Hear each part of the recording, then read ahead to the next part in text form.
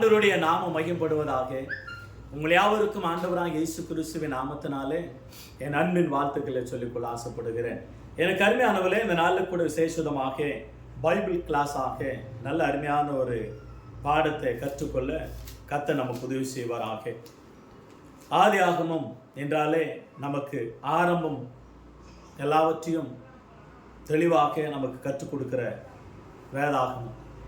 Genesis உற்பத்தி புஸ்தகம், Genesis the beginning, எல்லாமே பிகினிங். வானத்தின் பூமி உண்டாக்கினார். 6 நாள் சிருஷ்டியை, இந்த வானத்தின் பூமியும் அவைகள் உள்ள அனைத்தையும் உண்டாக்கினார். மனிதனை உண்டாக்கி அற்புதமாக அவர்களை ஆசீர்வதித்தார். எல்லாமே பிகினிங், எல்லாமே உற்பத்தி. ஆதியாகம புஸ்தகம் என்றாலே இந்த ஆதியாகம புஸ்தகம் 6ஆம் அதிகாரத்தில் 1 - 4 வசனங்கள் இன்றைக்கு நிறைய பேருக்கு பெரிய குழப்பமாகவே இது தென்படுகிறத பார்க்கிறோம். பைபிளை அழகாக பகுத்து படித்து பகுத்து போதிக்கும் பொழுது நமக்கு எல்லாம் டவுட் அல்லது அந்த சந்தேகங்கள் அல்லது அறியாமல் புரியாமல் அந்த கேள்விகள்லாம் மறைந்துவிடும். பைபிளை தினந்தோறும் வாசிக்க வேண்டும், தியானிக்க வேண்டும், கற்றுக்கொள்ள வேண்டும். அறியாதவைகளை புரியாதவைகளை நல்லா படித்து பட்டதாரிகள் இடத்துல படித்த வேதாகம டீச்சர்கள் இடத்துல நாம் கற்றுக்கொள்ள வேண்டும் அனுதினமும். ஏனென்றால் நாம் கற்றுக்கொள்வது நல்லது. பேசுவதை விட கேட்பது மிக அதிகமாக இருக்க வேண்டும்.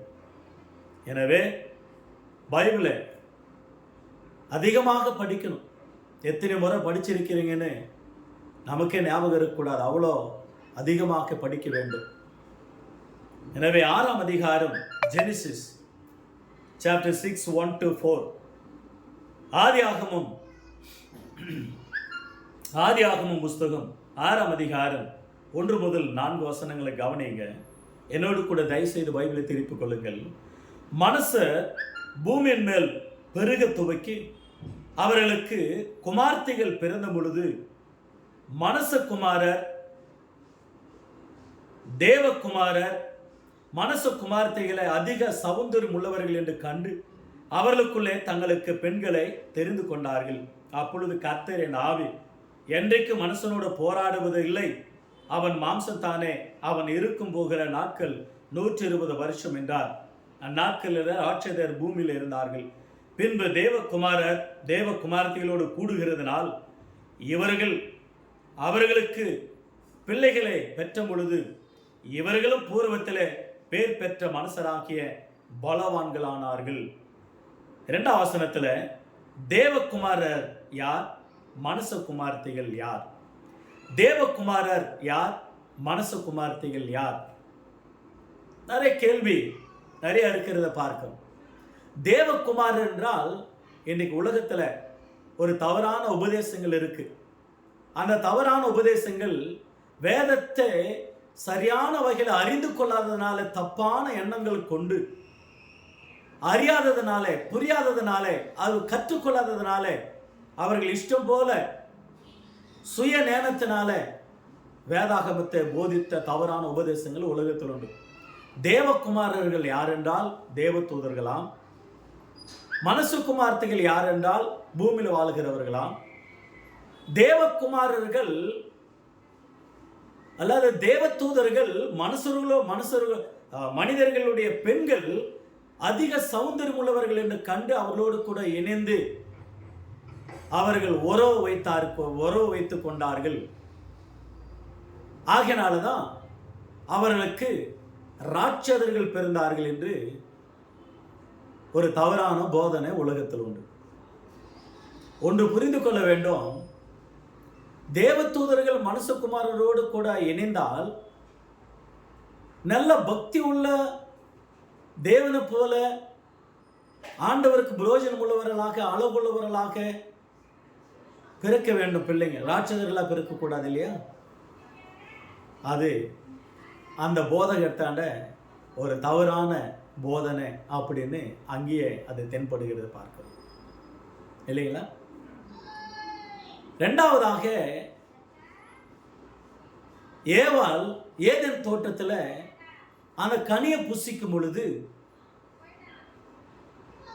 அந்த நேரத்தில் சாத்தான் ஏவாளோடு கூட உறவு வைத்து கொண்டான். பாலினும் உறவு ஆகியனாலதான் காயன் பிறந்தான். அதனால அவர்கள் ராட்சதர்களா பிறந்தார்கள் என்று அது ஒரு கள்ள உபதேசமாக காணப்படுகிறது.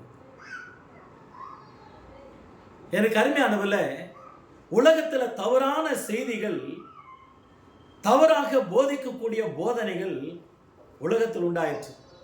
தேவகுமாரர் என்று ஆதியாகமம் 6:2 வருகிறது. அதே வண்ணமாக யோபு புஸ்தகம் 1 அதிகாரம் 6 வசனத்தில் வாசிக்கிறோம். அருமையான ஒரு வார்த்தை. தேவனுடைய சந்நிதியிலே தேவ புத்திரர்கள் கூடியிருக்கும் பொழுது சாத்தானும் வந்தான். அந்த வசனத்தை வைத்து சொல்வார்கள், தேவகுமாரர்கள் தேவபுத்திரர்கள் 2 ஒன்றுதான் என்று சொல்லி ஒரு கள்ள போதனையை இணைத்து சேர்ப்பார்கள். அந்த தேவ புத்திரர் தேவ தூதர்கள், அது தேவ தூதர்கள். ஏன்னா பரலோகத்தில் பாராளுமன்றம் உண்டு. ஆண்டவர் கலந்து உரையாடுகிற ஒரு கூட்டம் அனுதினமும் நடக்கும் மனிதர்களுக்காக, நமக்காக. ஆனால் அந்த கூட்டத்தில் சாத்தான் வந்து நிற்க. ஏன்னா அவன் விழுந்து போன தூதன்.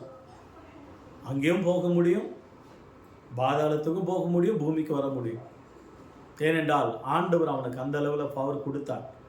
இன்றைக்கும் அவன் அதிகாரத்தில் சுற்றி கொண்டு இருக்கிறான். அதிகாரம் கொஞ்ச காலம்தான் அவனுடைய ஆளுகை. எனவே இந்த மனுஷ குமார்த்திகள் யார்? தேவ குமாரர்கள் யார்? இதுதான் நமக்கு ஒரு கேள்வியாகவே இன்றைக்கு ஜனங்களுக்கு புரியாமவே இருக்கிறத பார்க்கிறோம்.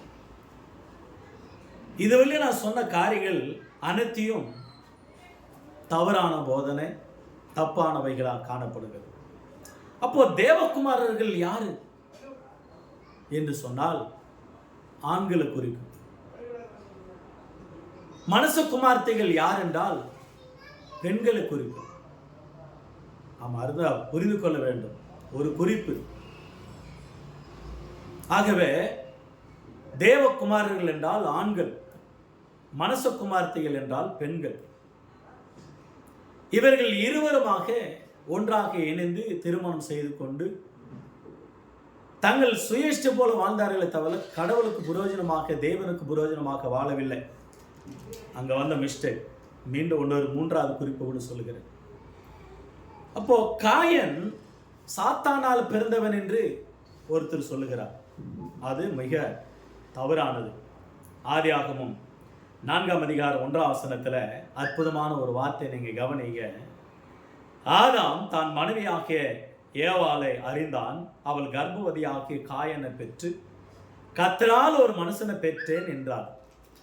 பிள்ளைகள் கர்த்தரால் ஒரு சுதந்திரம், கர்ப்பத்தின் கனி அவரால் கிடைக்கும் பலன். பிள்ளைகள் கர்த்தர் மூலமா தான் பிறப்பார்களே தவிர அவர் ஈவு, அவருடைய கிருபை சாத்தானாலேயோ சர்பத்தினாலேயோ தேவதூதர்களாலேயோ பிறக்க இயலாது, முடியாத காரியம், சாத்தியமான காரியம் அது. ஒருவேளை சாத்தானுடைய குணலட்சணங்கள் அவனுக்குள்ள வரலாம், அவனுடைய கேரக்டர்ஸ் வரலாம். அவன் கொலைபாதகன், போராமை கொண்டவன், பெருமை உள்ளவன், எதிர்த்து நிற்கிறவன், அத்தனை கேரக்டர்ஸ் மனுஷனுக்குள்ள காயனுக்குள்ள வந்தது. பட் அவனுக்கு பிறக்கவில்லை என்பது குறித்து பைபிள் எச்சரிக்கிறதே. ஜாக்கிரதையாக இருக்க வேண்டும் ஆண்டவருடைய வார்த்தைகளை போதிப்பதில். 2வதாக, நீங்க மனுஷ குமார்த்திகள் என்று சொல்லப்படுகிற வார்த்தையை நீங்க கவனிக்க வேண்டும். 2வது குறிப்பு ஆதியாகமம் 2 அதிகாரம் வசனம் 22, 23 கவனிங்க. ஆதியாகமம் 2, 22, 23. தேவனாகிய கர்த்தர் தாம் மனுஷனில் எடுத்த வெளா எலும்பை மனுஷியாக உருவாக்கி அவளை மனுஷனிடத்தில் கொண்டு வந்தார். அப்பொழுது ஆதாம், இவள் என் எலும்பிலும் எலும்பும் என் மாம்சத்தில் மாம்சமாய் இருக்கிறாள், இவள் மனுஷனில் எடுக்கப்பட்டபடினால் மனுஷி என்னப்படுவாள் என்றான். மனுஷி, மனுஷ குமார்த்திகள், மனுஷி குமார்த்திகள். எவ்வளவு அற்புதமாக மனுஷி என்னப்படுவாள், பெண்மணி. ஆகவே மனுஷ குமார்த்திகள் என்றால் பெண்கள் என்று அர்த்தம், தேவகுமாரர்கள் என்றால் ஆண்கள் என்று அர்த்தம். ஆனா இன்னொன்று கூட நீங்க பார்த்தீங்கன்னாக்கா, இன்னொரு குறிப்பு, தேவ குமாரர்கள் தேவனை தொழுது கொண்டவர்கள், தேவனை ஆராதிக்கிறவர்கள், சேத்து சந்ததி. மனுஷ குமார்த்திகள் காயனுடைய சந்ததி என்று சொல்லி ஒரு குறிப்பு சொல்லுகிறது பார்க்கிறோம். ஏனென்றால் மனுஷன் தேவன், தேவ குமார்த்திகள். ஏனென்றால் ஆதாமுக்கு காயன் பிறந்தான், ஆபேல் பிறந்தாங்க. காயன் ஆபேலை கொன்று போட்டான். ஆபேலுக்கு பதிலாக தேவன் சேத்தை பிறக்க செய்தான். ஆதியாகமம் 4:25-26 சேத்து பிறந்தான். அந்த சேத்துக்கு ஏனோஸ் பிறந்தான். அப்பொழுது பூமியில மனுஷர்கள் கர்த்தருடைய நாமத்தை தொழுது கொண்டார்கள். பட் தேவனை ஆராதிக்கிற கூட்டம் தேவ பிள்ளைங்க, தேவ குமாரர்கள், தேவ புத்திரர்கள், தேவனுடைய சந்ததி. அற்புதமாக பைபிள் சொல்லப்படுகிற பார்க்கணும். ஏன் மனிதர்கள் தேவதூதர்கள் மனிதர்களோடு கூட பிரவேசிக்க முடியாது, ஏன் அப்படின்னு சொல்லி நினைச்சா, அற்புதமான ஒரு சம்பவத்தை நீங்கள் புரிந்து கொள்ள வேண்டும். ஏனென்றால் 1 கொரிந்தியர் புஸ்தகம் 15ஆம் அதிகாரம் 1 கொரிந்தியர் புஸ்தகம் 15ஆம் அதிகாரம் 40ஆம் வசனத்தில் கவனிங்க. வானத்துக்குரிய மேனிகளும் உண்டு, பூமிக்குரிய மேனிகளும் உண்டு.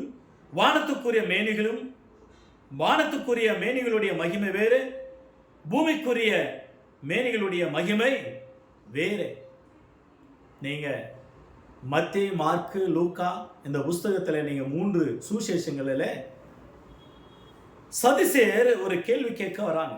ஆண்டவராக இயேசு கிறிஸ்து ஆண்டவர் வந்து நீங்க மத்தேயுல, மார்க்கில், லூக்காவில் அற்புதமான அந்த சம்பவத்தை நீங்கள் படிக்கலாம். அப்போ இந்த சம்பவத்தை நீங்கள் படிக்கும் பொழுது உங்களுக்கு நன்றாக தெரியும். இந்த சம்பவம் நான் சொல்கிறேன், நீங்கள் நன்றாக அறிந்திருப்பீர்கள். லூக்கா 20ஆம் அதிகாரம் 27 முதல் 38 வசனங்கள். லூக்கா சுவிசேஷம் 20ஆம் அதிகாரம், என்னோடு கூட தயவாக பைபிளை திருப்பிக் கொள்ளுங்கள். 27 முதல் 38 வசனங்களில் உயிர்த்தெழுதல் இல்லை என்று சாதிக்கிற சதிசேயர்கள் ஆண்டவராண்ட வந்து, ஆண்டவரே, ஒருத்தனுக்கு திருமணம் ஆயிற்று, அவன் மரித்து போனான், அவன் மனைவியை நியாயப்பிரமாணத்தின்படி, மோசேயின் பிரமாணத்தின்படி அவன் தம்பிக்கு கட்டணும். அண்ணன் இறந்துட்டான், அண்ணன் மனைவி தம்பி கட்டணும். இப்படி தம்பி கல்யாணம் பண்ணிக்கிட்டான், அவனும் இறந்தான். இன்னொரு தம்பி இருக்கான், அவனும் கல்யாணம் பண்ணிக்கிட்டான், அவனும் இறந்தான். இப்படி 7 அண்ணன் தம்பி இருக்கிறாங்க. 7 அண்ணன் தம்பிக்கும் அந்த பெண்மணி ஒரே மகள், ஒரே பெண்ணு தான் திருமணமானது. இப்பொழுது அவளும் மரித்தாள் கடைசியில். இப்போ உயிர்த்தெழுதல் நாள் வருது. அந்த உயிர்த்தல் நாளில் 7 பேரும் உயிர் தள்ளுறான். இந்த பெண்மணி உயிர் தள்ளுறாங்க. இவங்களுக்கு 7 பேர்ல எவனுக்கு பொண்டாட்டி? அவங்களுடைய கேள்வி பாருங்க எப்படி இருக்கு. ரொம்ப யோசிக்கக்கூடிய ஒரு நல்ல ஆராய்ச்சி தான், நல்ல கேள்வி தான் நினைக்கிறேன். ஏன்னா பரலோகத்தில் என்ன நடக்குது என்பது குறித்து இயேசு கிறிஸ்து சொல்லுகிற ஒரு வார்த்தை நீங்கள் கவனிங்க. இவ்விதமாக இயேசு பாருங்க அற்புதமாக இந்த லூக்கா 20:33 கவனிங்க. இவ்விதமா 7 பேரும் அவளை விவாகம் பண்ணியிருக்க உயிர்த்தெழுதலில் அவர்களில் எவனுக்கு அவன் மனைவியாயிருப்பாள் என்று கேட்டார்கள். இயேசு அவர்களுக்கு பிரயோஜனமாக, இந்த பிரபஞ்சத்தின் பிள்ளைகள் பெண் கொடுத்து வருகிறார்கள், மறுமையும் மரித்தோரிலிருந்து உயிர்த்தெழுதலையும் அடைய பாத்திரமாக எண்ணப்படுகிறவர்களோ பெண் பெண் கொல்வதும் இல்லை, பெண் கொடுப்பதும் இல்லை. அவர்கள் இனி மறிக்க மாட்டார்கள். அவர்கள் உயிர்த்தெழுதல் பிள்ளைகளானபடினால் தேவதூதருக்கு ஒப்பானவர்களுமாய் தேவனுக்கு பிள்ளைகளாய் இருப்பார்கள். அன்றியும் மரித்தோர் எழுந்திருப்பதையும் மோசே முச்செடியில பற்றி வாசகத்தில் காண்பித்திருக்கிறார். எப்படி எனில், கர்த்தர் ஆபிரகாம் தேவனும் ஈசாக்கின் தேவனும் யாக்கோபின் தேவனுமாக என்று சொல்லி இருக்கிறார். அவர் மரித்தோரின் தேவனாராமல் ஜீவனுள்ளோர் தேவனா இருக்கிறார். எல்லாரும் அவருக்குள் பிழைத்திருக்கிறார்கள். மத்தேயு சுவிசேஷத்துக்கு திரும்பி வந்துருங்க. நீங்க மத்தேயு 22 அதிகாரம் 23 முதல் வசனங்கள் 32 வசனங்களில் காணப்படுகிறது. அந்த வாக்கியங்களில் வாசிங்க.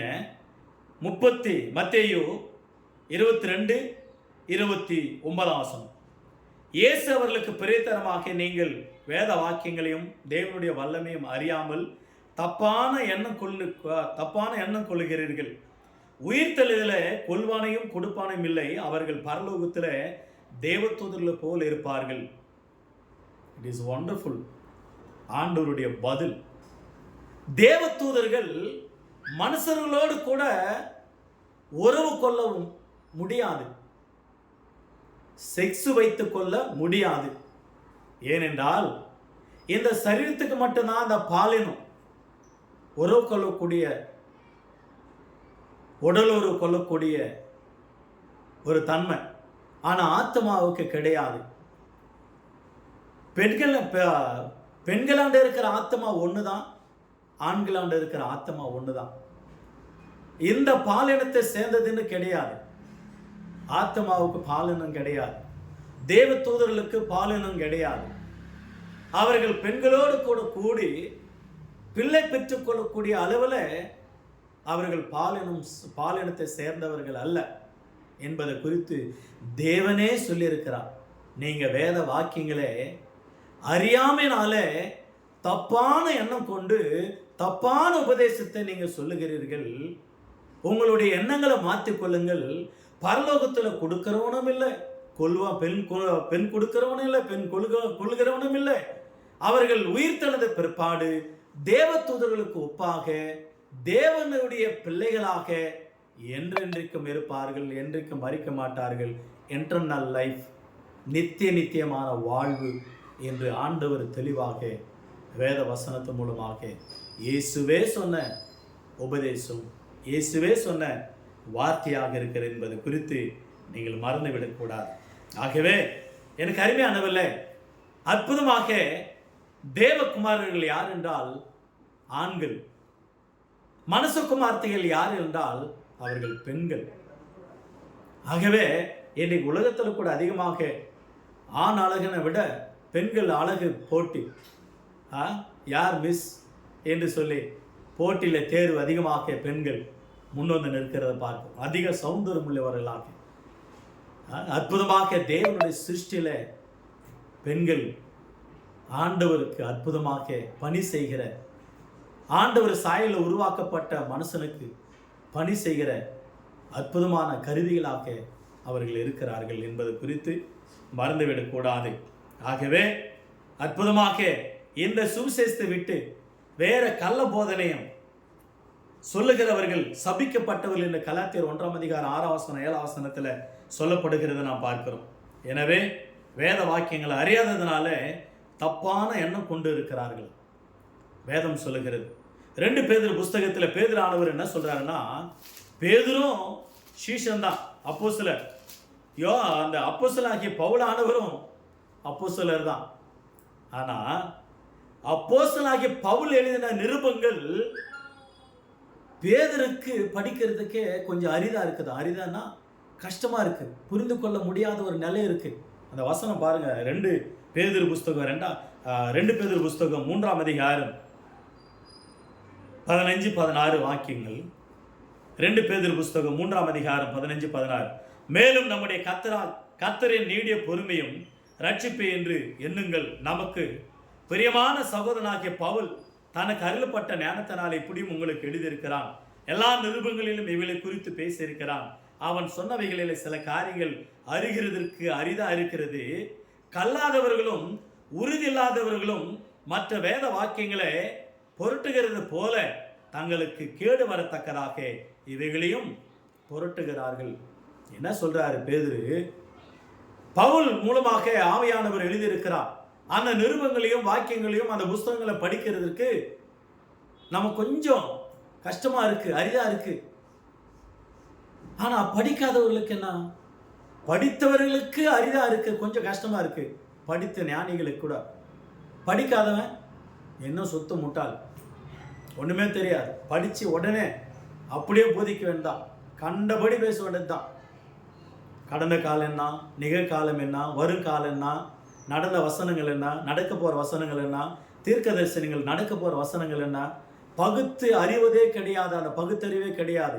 அப்படியே ஸ்ட்ரைட்டா போதிக்க வேண்டியது, ஸ்ட்ரைட்டா சொல்ல வேண்டியது.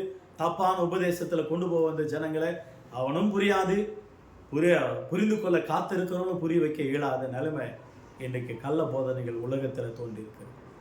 ஆகவேதான் மனுஷர்களே தேவர்கள் என்று கூட பைபிள் சொல்லி இருக்கிறத. சங்கீத புஸ்தகம் 82ஆம் சங்கீதத்தில் 1ஆம் வசனத்தில் நீங்கள் பாருங்களேன், அற்புதமாக இருக்கும் பாருங்க.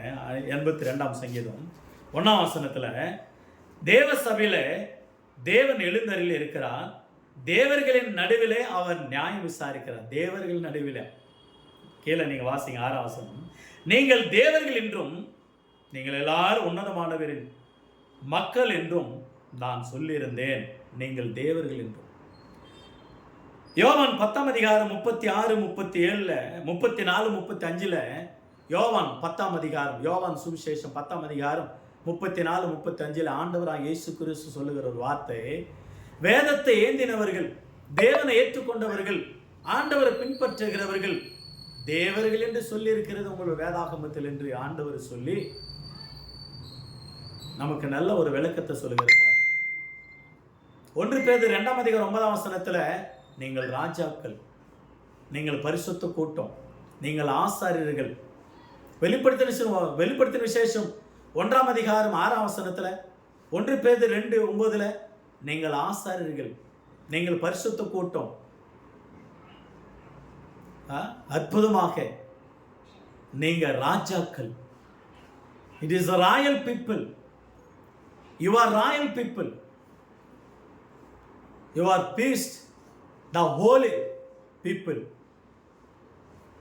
என்ன அற்புதமாக ஆண்டவர் அவர் உள்ளத்திலிருந்து, அவர் ராஜாதே ராஜா, ராஜாவின் பிள்ளைங்க நம்ம. ஆகினால்தான் தேவகுமாரர்கள், மனசுகுமார்த்திகள். ஆகவே நாம் புரிந்து கொள்ள வேண்டும். தயவுசெய்து இந்த வேத வாக்கியங்கள் ஆண்டவர் சொன்ன அற்புதமான உயிர்த்தெழுதல் நாட்களில் யாருக்கு மனைவியாக இருப்பார்கள்? எல்லாரும் உயிர்த்தெழுதலை தேவனுடைய பிள்ளைகளாக இருப்பார்கள், தேவதூதர்கள் போல இருப்பார்கள். அவர்களுக்கு பாலினம் இல்லை. பெண்களோடு கூட தேவதூதர்கள் பூமியில் இருக்கிறோடு கூட உறவு கொள்ள முடியாது என்று வேதம் ஆண்டவரே தெளிவாக சொன்னார். ஆதியாகமம் 6ஆம் அதிகாரம் வசனம் 4ஆம் வசனம். அந்நாட்களிலே ராட்சதர்கள் பூமியில் இருந்தார்கள். பின்பு தேவகுமாரர் மனுஷகுமார்த்திகளோடு கூடுகிறதுனால இவர்கள் அவர்களுக்கு பிள்ளைகளை பெற்றார்கள்.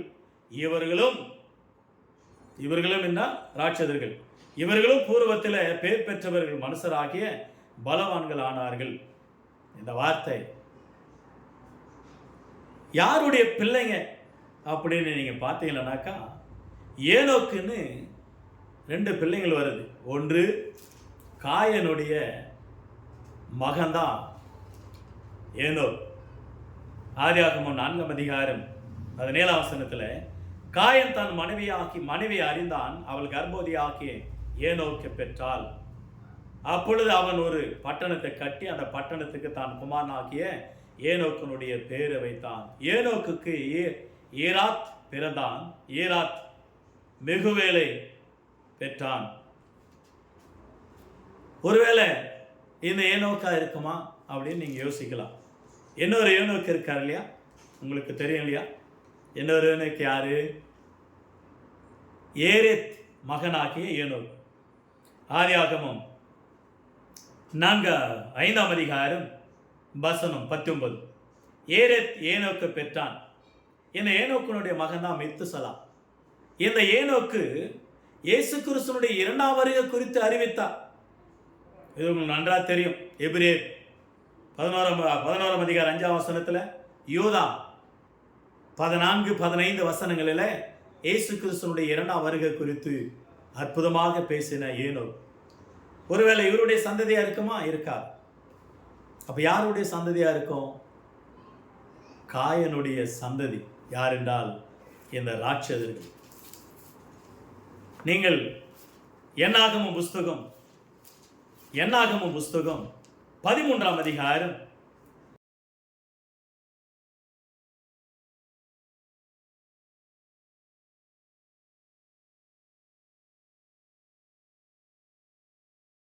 என்னாகமம் புஸ்தகம் 13 அதிகாரம் 33.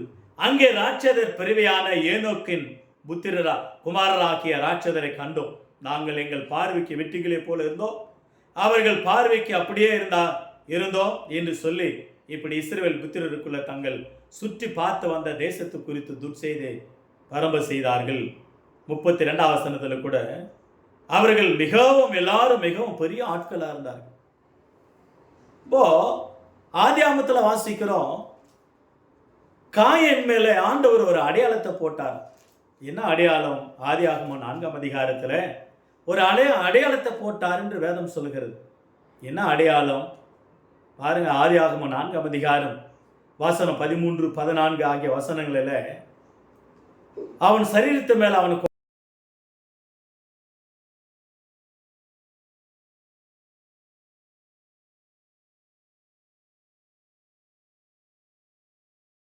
ஒரு அடையாளத்தை போட்டார். அவனை காண்கிறவர்கள் கொஞ்சம்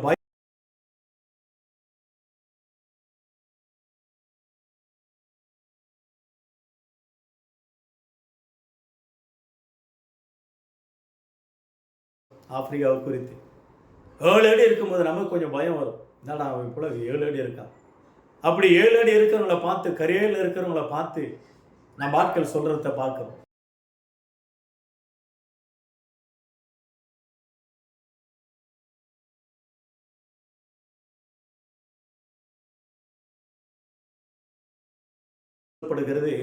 ஆண்டவர் அவன் உடல் மேல அந்த சரீரத்து மேல அவன் மேல ஒரு அடையாளத்தை போட்டார்.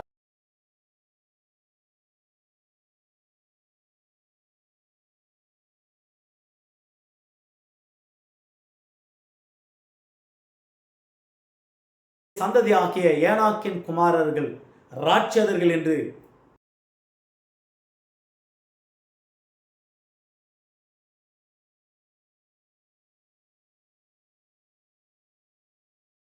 இருந்திருக்கலாம்.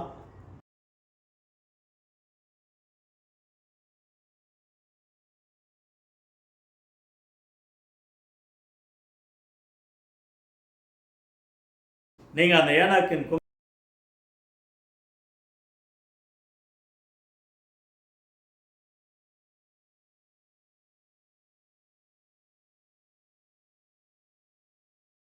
எந்த அளவுல உயரம் வந்திருக்காங்க.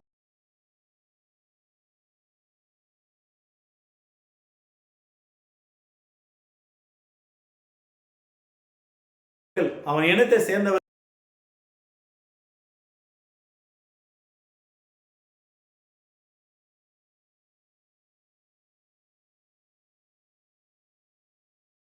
புஸ்தகம் 2 சாமுவேல் புஸ்தகம்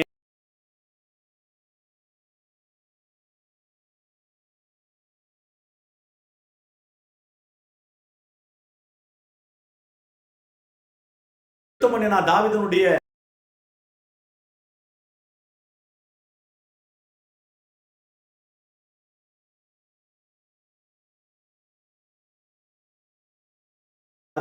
கையில் 6 பேர்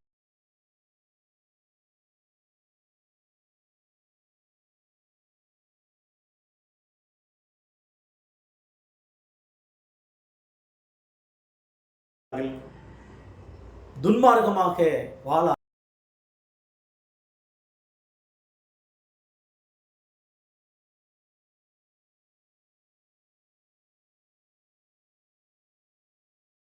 இந்த வேத வசனம்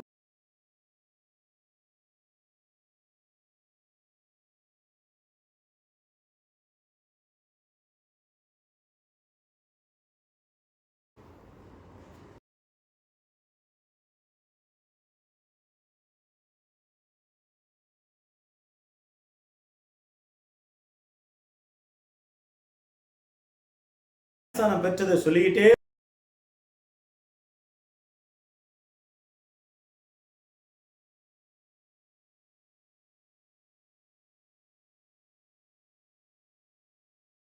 அதிகாரம் 38 வசனம்.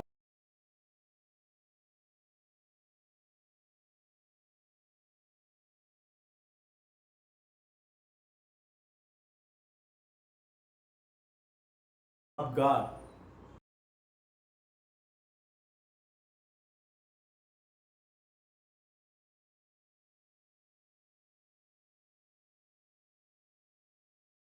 உடைய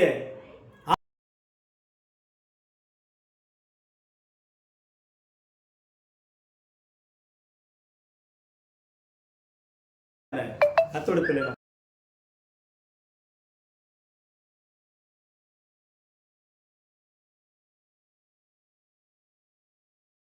தப்பான எண்ணம் கொண்டு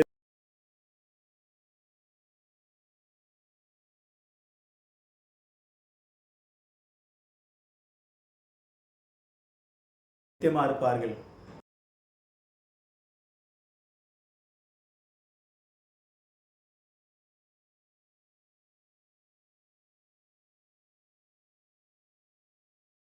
யார்? தேவகுமார்.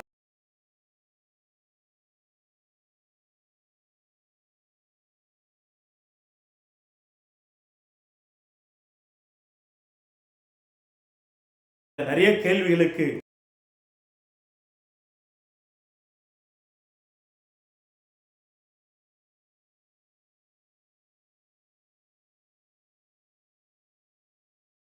God bless you.